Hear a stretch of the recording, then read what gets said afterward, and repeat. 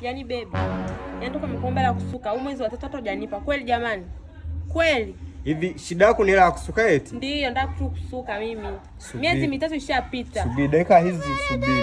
Unasikia dadangu? Masufuria hapa ni mazuri sana. Uweze kupata sehemu nyingine tofauti na hapa. Ama sufuria kwa kupikia na kufa. Naomba 5000. Kumekucha. Masufuria kwa nyumbani mbona hamna mle masufuria ndani? Mimi sijui alipo atakuwa amepotea. Utiaje soka tunaishi watu wawili nyumbani mle ndani mle. Kwani hiki ni nini uchoficha huko? Mbona umeficha na mama?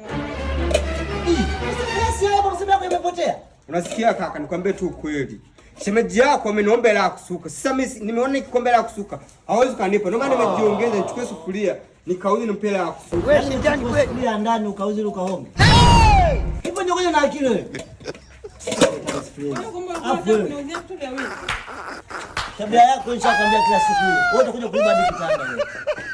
Unasikia kana ameshaenda. Unasikia? Hii shati hapa. Unaona hii shati? Bado ni mpya kabisa. Nipe shilingi 5000. Kaka samani. Bado ni mpya.